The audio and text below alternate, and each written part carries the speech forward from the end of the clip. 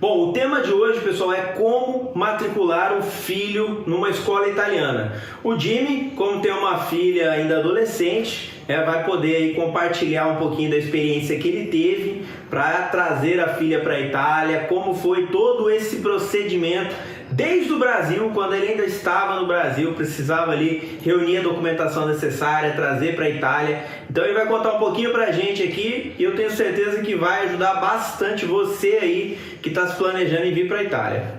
Bom, pessoal, eu quero aproveitar e convidar para quem ainda não se inscreveu aqui no canal, clica aqui nesse botãozinho aqui embaixo, inscreva-se, ajuda a gente aqui compartilhando esse vídeo nas redes sociais, no grupo da família do WhatsApp. Eu digo sempre isso aqui, né? Ajuda a gente compartilhando os nossos vídeos, beleza? E se depois, no final, você gostar do vídeo, deixa um joinha pra gente que a gente vai ficar bastante contente. Então bora pra lá pro vídeo, né? Bora! Like.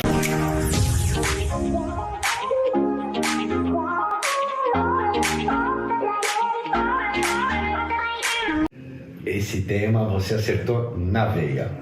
Vou te confessar o seguinte: quando a gente pensou em vir para a Itália, o maior problema, a maior preocupação era como, que portar, que documento levar, com quem falar, o que deveria fazer, como é que é a escola, que ano que ela entraria, quando começa, né, o ano letivo aqui. Então nós tínhamos na cabeça assim inúmeros pontos de interrogação. Mas a gente acabou assistindo um videozinho aqui, um videozinho ali para dar aquela clareada na mente. Mesmo assim, eu acabei fazendo tudo meio que no escuro, né? Porque não tem um vídeo bacana que fale sobre esse tema de uma maneira bem ampla, bem gostosa, bem fácil de lidar. E aí o que acontece? Quando nós decidimos vir para cá, a primeira coisa que vem à cabeça é: vou seguir a regra do Brasil, né? Olha, eu vou pedir um histórico escolar, eu vou pedir tudo isso com firma reconhecida, autenticado, e tem que traduzir, tem que apostilar. Isso eram todas as perguntas que vinham à mente. E passamos então a pensar de que forma isso seria colocado aqui na Itália. E aí então, procurando alguma coisa sobre esse tema, eu escutei uma youtuber falando que aqui era bem mais simples que o Brasil em matéria de documentação, porém tinha que tomar um pouco de cuidado com o quê? Com o início do ano letivo da Itália, que é completamente diferente do Brasil. Sim. E aí naquele momento fiquei mais tranquilo em relação à documentação, né? Porque a maior preocupação era realmente se o que eu ia trazer serviria ou não. Bom, em suma, fiz uma pasta com tudo que eu podia, fui na escola, pedi declarações, histórico escolar, foi o que você imaginar que era para fazer, que podia fazer, nós corremos atrás. E aí chegamos aqui na Itália, né, escolhi o comune que nós íamos morar, fizemos a inscrição monográfica, tudo bonitinho. Na verdade eu vim primeiro, fiz a inscrição primeiro, já estava com a residência aqui, fui buscar a minha filha e chegando aqui, para minha surpresa, a única coisa que precisava era que eu fizesse uma inscrição pura e simplesmente dela. Não tem aquela loucura de documentação, por quê? Porque na Itália a primeira coisa que se protege, pessoal, é a criança. A criança não pode ficar de nenhuma forma sem estudo na Itália. Não importa a origem da criança, não importa se está legal, se não está legal, preserva-se a criança. E isso eu acho muito interessante, né? Essa cultura italiana, sim, essa cultura da Europa, na verdade. Uma coisa que assim eu me preocupo bastante quando penso aí na possibilidade até de eu trazer os meus filhos também para cá, porque eles ainda não vieram para cá para estudar, é justamente a documentação necessária. Eu acho que isso é o que impacta mais na hora da gente tentar programar a vida para trazer os filhos, porque a gente é muito mais fácil, né? A gente pega os nossos documentos, embarca no avião e vem. Agora, trazer filhos, né, fora a responsabilidade que tem toda por trás ali, mas trazer os filhos e depois, sem ainda conhecer muito bem como é que funciona essa estrutura em relação à escola aqui na Itália, eu acho que é uma preocupação bastante grande. A gente tem que se preparar bem para isso, né? O principal é dizer o seguinte: a criança que estiver na Itália sem estudar e qualquer pessoa que souber denunciar os pais, na mesma hora, tá certo? Esse pai vai sofrer uma penalização. Tá, pessoal? Então não existe de falar assim: eu vou para a Itália com os filhos, vou me ambientar, depois eu vou atrás da documentação, peço para alguém no Brasil ajudar. se qualquer pessoa daquela comunidade perceber que há uma criança dentro de casa sem estudar, é um problema sério para os pais aqui. Sim. Né? E agora, o importante é ter em mente o seguinte, pessoal. A Copa de Histórico Escolar é sempre bom. Sempre. Por quê? Tem escola que vai pedir para que se comprove através do histórico escolar e tem escola que não. Qual é o segundo documento que eles costumam utilizar aqui? A declaração da escola brasileira. E essa declaração tem que constar o quê? Os dados do aluno, da criança, o nome, o ano que ela estava cursando, que ela está cursando no Brasil, preferencialmente, que aí eu vi aqui, por exemplo, minha filha à época cursava o quarto ou quinto ano, então vem nessa declaração a criança fulana de tal, estudava, estava matriculada, devidamente matriculada no quarto ano de 9 anos, porque no Brasil vai até o 9º ano, então a declaração tem que conter isso também. Ah, sim. Porque aqui na Itália não tem até o 9º ano. Mas essa documentação, ela precisa ser traduzida? Boa. Também é muito flexível. Né? Você precisa traduzir? Sim, mas pode ser a livre tradução. O que importa é que esse documento seja em papel timbrado da escola, qualquer que seja, escrito em português. E assinado pela diretora. E assinado pela diretora, carimbado, tudo bonitinho. Tá certo?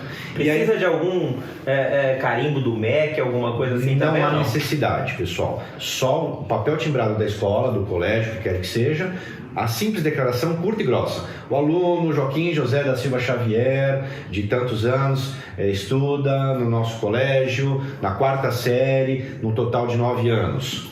São Paulo, Rio de Janeiro, data, assinatura, diretora, tal, e o carimbinho dela como diretora. Isso é o que basta aqui, tá certo? E a cópia do próprio histórico escolar, que pode ser que utilize ou não. Mas ele também é traduzido. Então, veja, tudo isso você pode pegar o original, né, uma cópia sem tradução. Certo. Quando vem para cá, você tem 2 opções. Ou faz a tradução aqui na Itália por um tradutor italiano, tá certo? Ou pode fazer uma livre tradução na declaração. O histórico não tem necessidade. Ok. O histórico não precisa ser traduzido.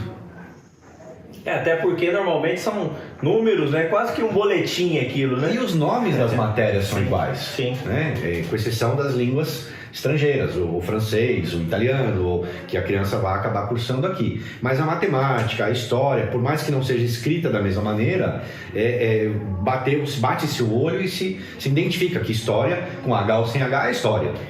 Eu acho que uma coisa importante para a gente deixar assim bastante claro nesse vídeo é que essa é uma experiência que o Jimmy viveu em relação a ele matricular a filha dele na escola. Não quer dizer, pessoal, que é uma regra, tá? Aqui o importante, a gente sempre diz isso até nas lives, sim, né? Sim. É importante sempre você consultar a escola que você pretende matricular o seu filho, seja ainda enquanto você está no Brasil ou depois que você vem aqui para a Itália, mas é importante você consultar a escola qual documento ela pede.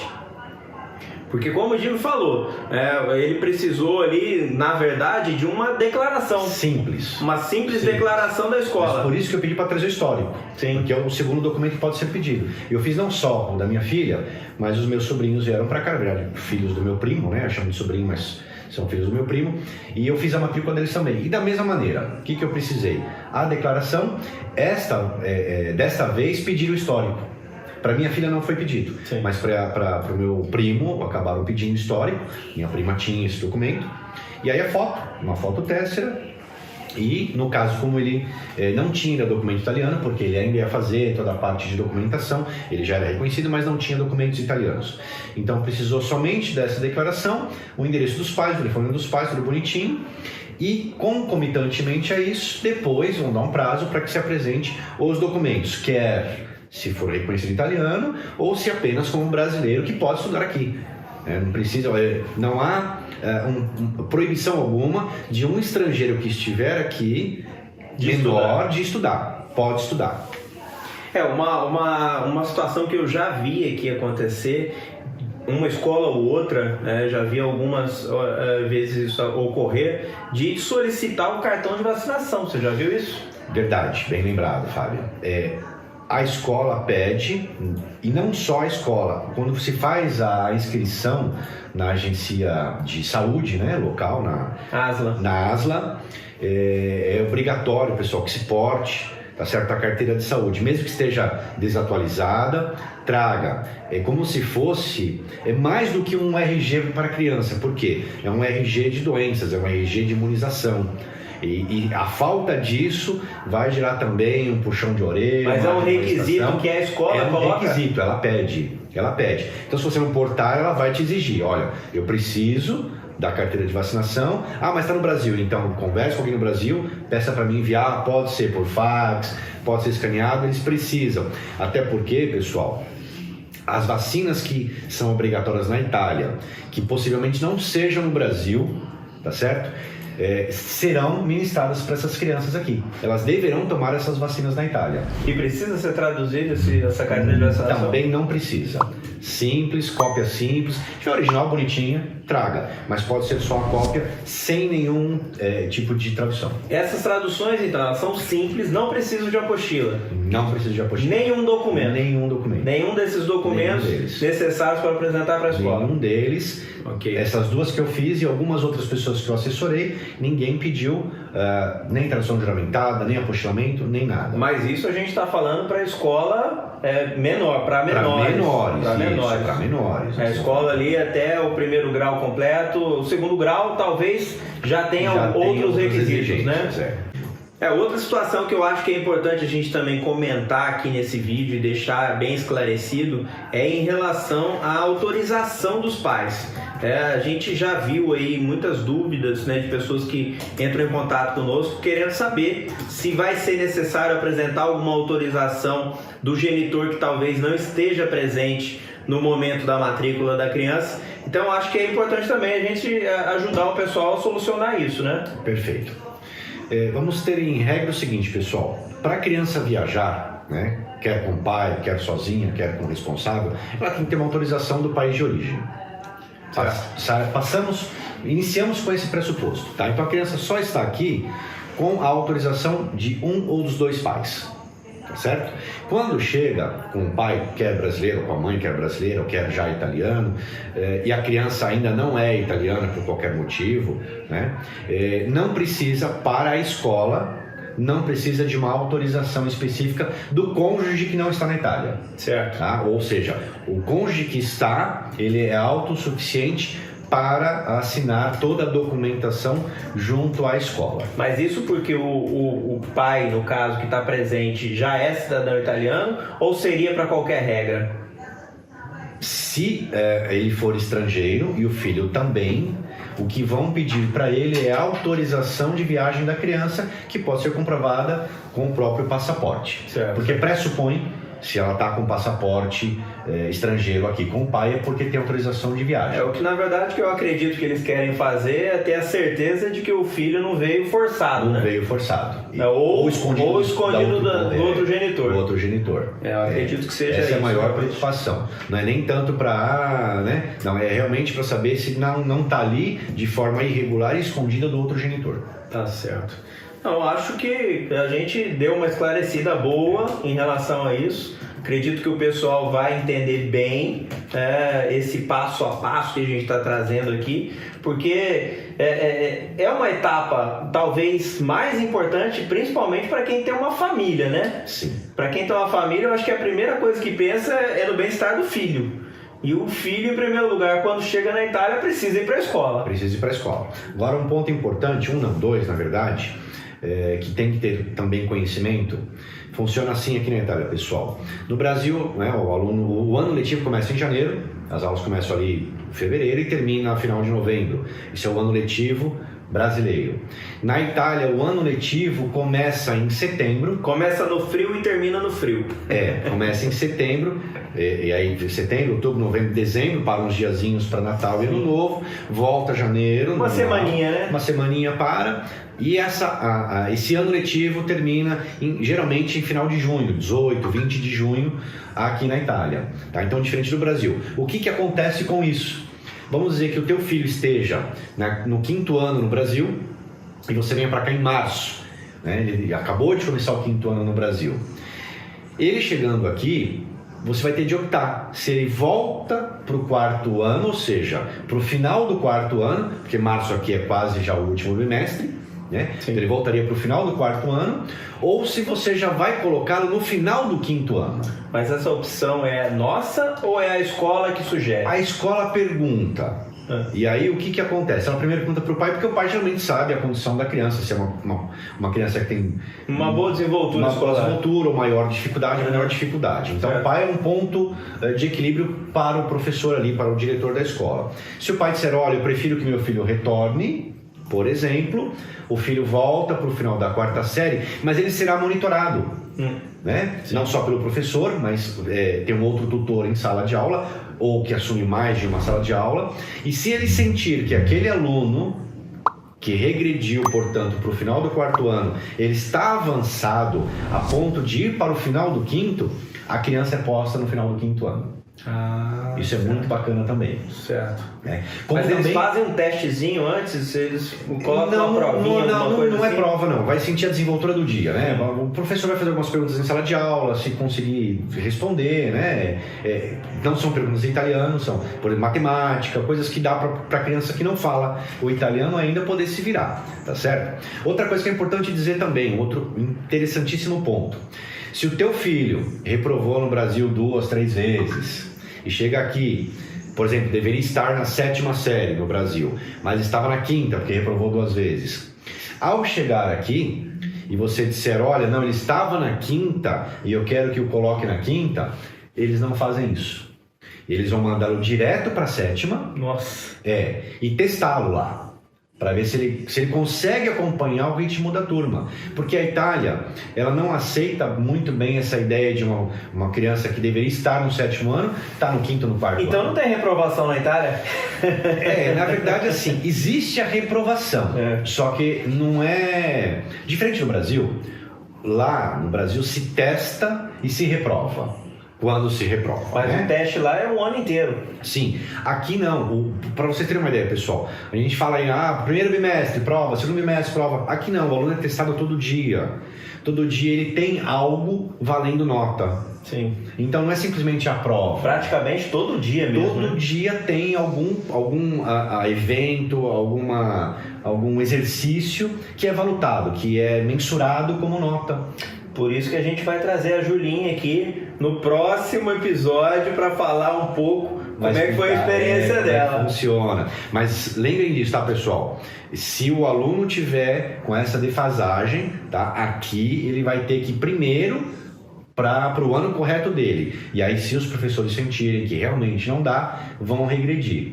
Mas esse teste vai ser mais ou menos de quanto tempo? Ou vai ser igual no Brasil, que estuda o ano inteiro para depois ser reprovado? Normalmente aqui, na primeira semana, nos primeiros 10 dias, eles já vão sentir, olha, teu filho não consegue acompanhar a 7ª série, mas daria, pelo que a gente viu, para ir para a 6ª. Então não regride para a 5ª, vai regredindo para a 6ª. E acaba até ajudando.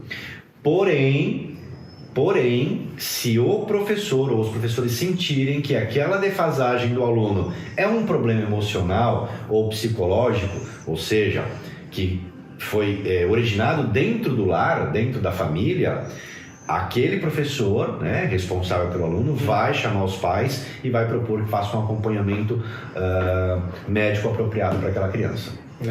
Certo. Que bom, pelo menos, né, eles também conseguem fazer esse não é bem um acompanhamento que eu quero dizer, mas eles conseguem... É uma assistência. Uma assistência, exato. Eles conseguem dar essa assistência para o aluno, mesmo o aluno ali podendo ter dificuldades. Eu acredito que uma criança tenha dificuldades inicialmente por conta da língua, né? Sim, é a primeira. Talvez seja o pior. E tem uma outra coisa legal. Normalmente, isso vamos falar agora de cidades grandes e cidades pequenas. As cidades grandes centros, né, grandes províncias, na escola sempre existirá um professor, tá certo? Que é bilíngue, que é poliglota. Mas fala português? Tem professores que falam, por exemplo, na escola... Depende da região, eu acho. Na escola da minha filha, a única, até então, naquela faixa, né, de primeira a 5ª série à época, ela era a única brasileira. Então não tinha um professor ali que fosse 100% didática ou falasse 100% português. Mas tinha um dos professores, que são professores de apoio, que nós chamamos aqui, tá certo? Então ele serve para ficar na sala de aula com esses alunos que chegam. E aquela professora falava um pouco do português porque ela veio da África, de um país, não lembro agora de cabeça, e ela falava um pouco do português.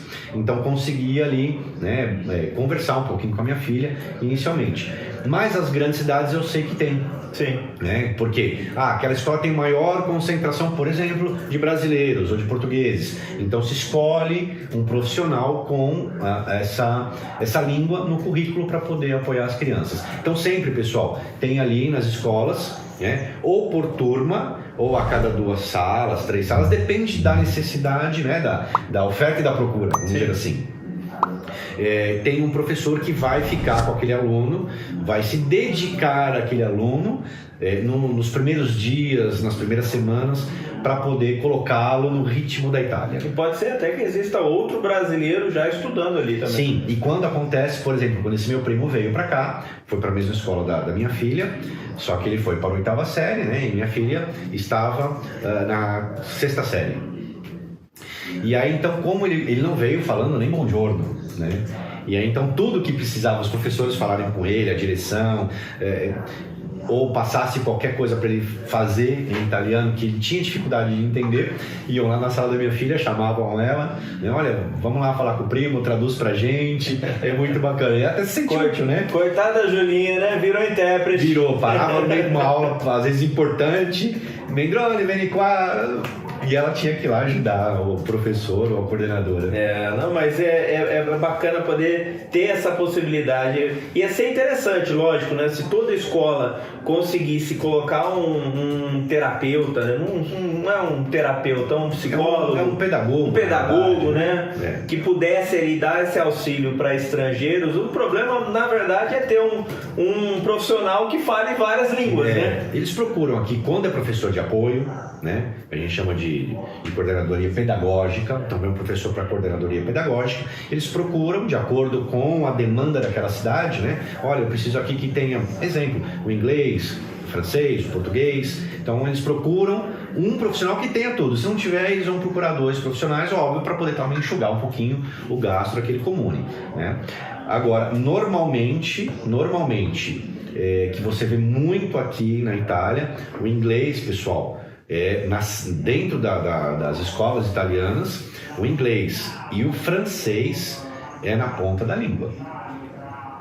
Então venham preparados para isso daí. E quando a criança não tem o inglês ainda, como é que faz? É difícil, viu? Porque no Brasil nós não temos, né? É assim, muito fraco. Tem, mas não tem, né?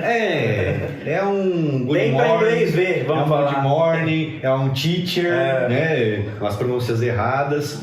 E aqui não, eles pegam bem, né? O inglês é muito cobrado. E aí, dependendo da escola, você escolhe entre o francês, o espanhol, o alemão, dependendo da região da escola. Sim. No caso da escola da minha filha, optaram pelo francês. Né? Já sei quem vai me levar para Paris e vai fazer intérprete. Vou passear todo mundo lá. Nessa a gente vai reunir todo mundo, a Julinha então vai ser intérprete. Vai ser intérprete da turma.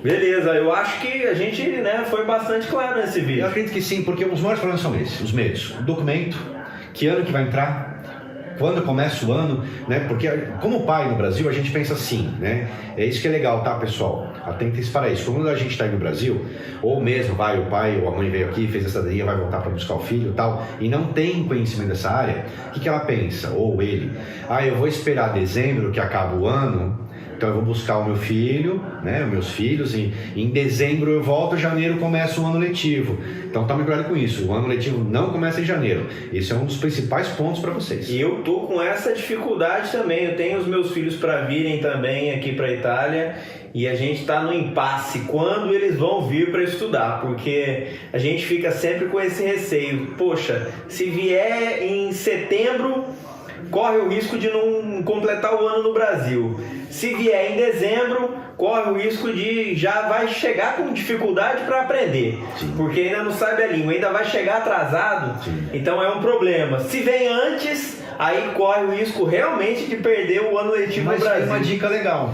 porque no Brasil vai até o 9º ano. E aqui não vai, aqui é só até o 8º. Até o 8º. Então se você tiver que perder ali, vamos supor, naquele exemplo que eu estava dando, teu filho está no 5º ano, você veio para cá em março, abril, maio, retroaja esses 6 meses, né? No caso, Até para dar um tempo de adaptação. de adaptação, né? Porque ele vai se enturmar, vai se assustar com a língua, se nunca participou, né? Nunca teve acesso à língua italiana, vai se assustar. Então, no primeiro momento, ele vai se ambientar com a turma, se ambientar com o italiano, né? Os trejeitos são diferentes, né? Até a forma deles brincarem é muito diferente do Brasil. Então, esses 6 meses ali, esses poucos meses que você retroage, ele vai se adaptar, porém você não perde. Por quê? Porque você vai ganhar aquele 9º ano do Brasil, que aqui termina no 8º ano. Sim. Bom, pessoal, o vídeo de hoje foi isso. A gente queria trazer para vocês como é para inscrever uma criança na escola aqui na Itália. O Jimmy aqui deu uma aula de como fazer isso, uma experiência que ele teve própria, né, de trazer a filha dele aqui e preparar tudo isso aí. Não é uma coisa tão simples, mas também não é um bicho de 7 cabeças. Não. Dá para fazer tranquilamente. A maior preocupação é quais os documentos e o que eu devo fazer com os documentos. E aqui a gente ensinou para vocês, bem mastigadinho, bem facinho, bem simples. Consulte sempre a escola na cidade onde você pretende matricular o seu filho, tá? Não deixe de consultar a escola. Por mais que a gente esteja aqui trazendo para você um pouco da experiência própria, pode ser que na escola onde você pretenda matricular o seu filho tenha necessidade de algum outro documento. Então consulte antes. Eu fico por aqui, mais uma vez agradeço você que ficou com a gente até o final desse vídeo. É um novo formato que a gente está tentando trazer para vocês aqui. Espero que vocês tenham gostado. Deixe um joinha se tiverem gostado, a gente vai ficar super contente. E aproveitar o seguinte, se gostaram desse formato e da ideia desses temas, diga pra gente qual outro tema de interesse, né, de grande interesse de vocês, e a gente prepara um outro mais ou menos nessa cara. Tá joia? Um grande abraço para vocês e não se esqueçam, a FM não para jamais. Jamais, tamo junto.